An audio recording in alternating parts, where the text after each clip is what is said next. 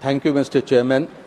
I wish to draw the attention of the government to an important matter and hope that the government takes it seriously.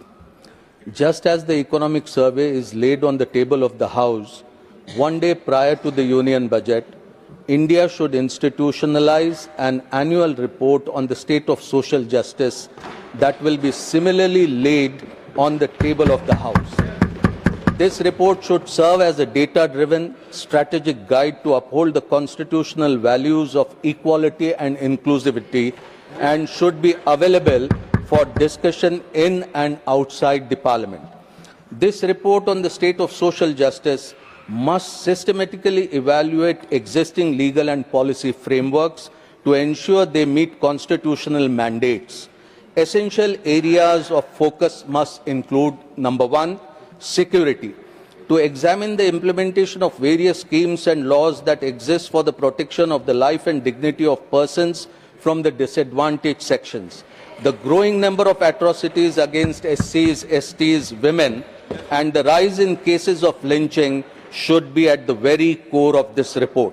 How long should we be witnessing people getting into the manholes and cleaning the gutters in inhuman conditions and remain spectators of some of them dying in the process?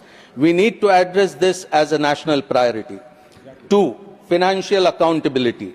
Analyzing budgetary allocations and the ground-level impact of affirmative action and schemes for empowerment of disadvantaged sections. 3. Socio-economic gaps. Examining disparities in education, employment, median income, and poverty levels across different social segments. Why is it that we still have huge backlog in the employment of reserved category persons, and what needs to be done?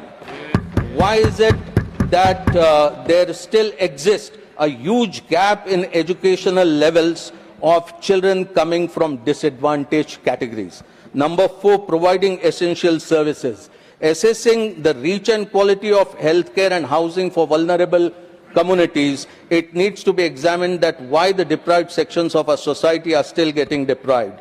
Political and social inclusion, measuring the participation of SC, ST, OBCs, minorities, women and economically weaker sections in political processes from voting to holding offices while identifying systemic barriers to social mobility. Accessibility of persons with disability should also form part of this report. And I would like to conclude by recalling the words of Dr. Ambedkar. How long we continue to deny equality in our social and economic life?